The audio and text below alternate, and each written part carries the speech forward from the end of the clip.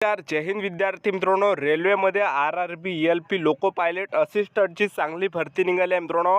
5696 जागांसाठी ही भरती निघाली आहे आणि या भरतीसाठी महाराष्ट्रातील मुलं मुली फॉर्म भरू शकतात आणि शैक्षणिक पात्रता हे 10वी पास पाहिजे आणि तुमचा ITI असला पाहिजे, तेव्हाच तुम्हाला या भरतीमध्ये फॉर्म भरता येणार. आणि पासिंग मित्रांनो हे खूप कमी ठेवण्यात आले आहे. Railway RRB LP loco pilot assistant या भरतीमध्ये जे ST कॅटेगरी आहे, ST कॅटेगरीसाठी लेखी परीक्षेमध्ये जे पासिंग ठेवण्यात आली ते फक्त मित्रांनो 25 ठेवण्यात आले आणि जे SC कॅटेगरी आहे, SC कॅटेगरीसाठी जे पासिंग ठेवण्यात आले ते 75 पैकी ते फक्त मित्रांनो 30 आहे. त्यानंतर जे OBC कॅटेगरी आणि OBC कॅटेगरीसाठी 70 पैकी 75 पैकी जे पासिंग ठेवण्यात आली ते फक्त जे आहे मित्रांनो या ठिकाणी 30 ठेवण्यात आले. त्याचबरोबर ओपन कॅटेगरीसाठी जे पासिंग ठेवण्यात आली ते 75 पैकी जे या ठिकाणी 40 ठेवण्यात आले. तर ST कॅटेगरीसाठी 75 पैकी 25 ठेवण्यात आले. ठीक आहे, तर यामध्ये जे आहे मित्रांनो लेखी परीक्षेसाठी पासिंग हे खूप कमी ठेवण्यात आली आहे.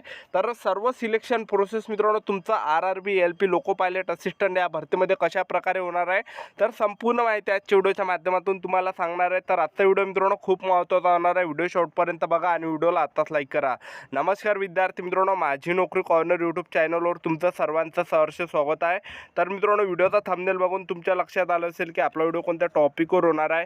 व्हिडिओ सुरू करण्याच्या आधी आपल्या यूट्यूब चॅनलला सबस्क्राईब करा, जेणेकरून प्रत्येक भरतीचे अपडेट तुमच्यापर्यंत सर्वात आधी पोहोचेल. आणि जास्त करून 10वी आणि 12वी पास भरतीच्या रिलेटेड जास्त आपल्या चॅनलवर अपलोड करत असतो. तर तुम्हाला मित्रांनो ITI कोणकोणता लागणार आहे ते तुम्हाला सर्वात आधी सांगून देतो या ठिकाणी.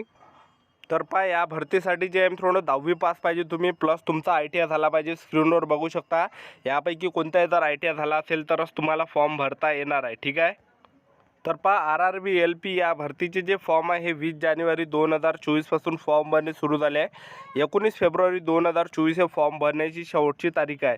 त्याचबरोबर तुम्ही या ठिकाणी पगार बघू शकता 19,900 ते या ठिकाणी.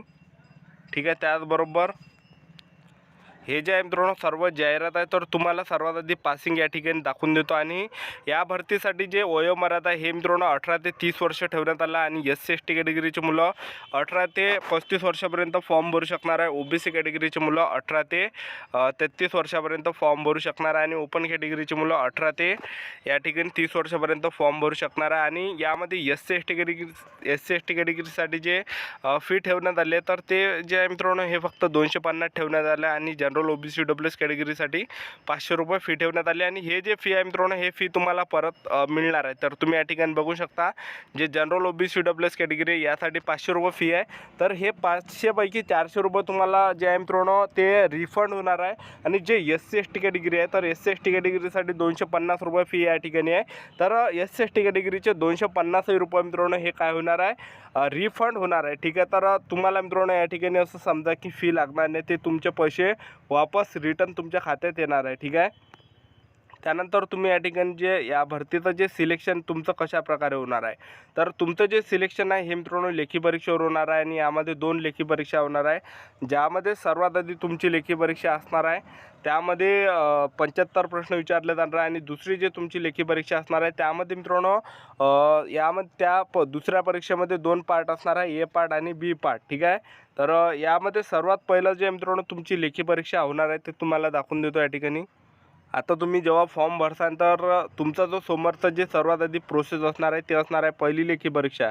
तुम्ही या ठिकाणी स्क्रीनवर बघू शकता फर्स्ट टेस्ट CBT. तर सर्वात आधी लेखी परीक्षा होणार आहे, ज्यामध्ये 60 मिनिटाचा तुम्हाला टायमिंग भेटणार आहे पहिल्या परीक्षेला. ठीक आहे, 60 मिनिटाचा टायमिंग भेटणार आहे आणि 75 प्रश्न परीक्षेला विचारले जाणार आणि 75 मार्काचा पेपर असणार आहे या पहिला.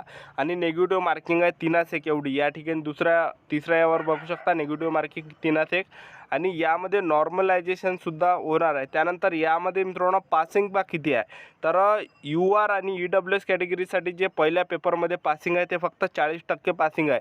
त्यानंतर जे OBC कॅटेगरी आहे OBC कॅटेगरीसाठी फक्त 30% पासिंग आहे. आणि जे SC कॅटेगरी आहे SC कॅटेगरीसाठी फक्त 30 पासिंग आहे. आणि ST कॅटेगरीसाठी पासिंग फक्त 25 आहे. तर एवढी यामध्ये पासिंग आहे. आणि परीक्षेमध्ये कोणकोणते विषय विचारले जाणार आहे, मॅथमॅटिक्सचे 20 प्रश्न झालं, त्याचबरोबर गणिताचे 20 प्रश्न, त्याचबरोबर सायन्सचे यामध्ये तुमचे किती 25 प्रश्न परीक्षेला विचारले जाणार आहे आणि जी केचे यामध्ये 10 प्रश्न परीक्षेला विचारले जाणार आहे. असा लेखी परीक्षेचा अभ्यासक्रम आहे. आणि त्यानंतर तुमची दुसरी लेखी परीक्षा होणार आहे. तुम्ही या ठिकाणी बघू शकता सेकंड स्टेज CBT. तर हा तुमची दुसरी लेखी परीक्षा असणार आहे, ज्यामध्ये या ठिकाणी त्यांनी पार्ट दिले. तुम्हाला पार्ट या ठिकाणी दाखवून देतो. हे बघा, ए पार्ट आणि बी पार्ट या ठिकाणी तुम्हाला दिसत असेल. तर ए पार्टमध्ये तुमची अशा प्रकारे लेखी परीक्षा होणार आहे. तर सर्वात आधी तुमचा दुसरा जो लेखी परीक्षेचा हे असणार आहे, दुसरी जी लेखी परीक्षा आहे, तर ही जी आहे मित्रांनो टोटल 100 प्रश्न ए पार्टमध्ये, ठीक आहे. तर ए पार्टचं तुम्हाला सांगत आहे या ठिकाणी 100 प्रश्न परीक्षेला विचारले जाणार आहे आणि तुम्हाला 90 मिनिटाचा टायमिंग भेटणार आहे.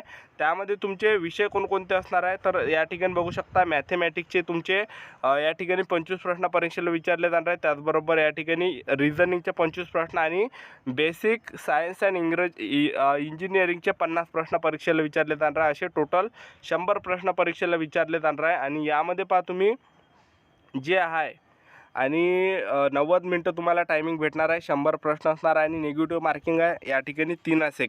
आणि तुमचं बी पार्टमध्ये जे तुमची परीक्षा असणार आहे ते असणार आहे मित्रांनो 60 मिनटाचा टायमिंग भेटणार आहे.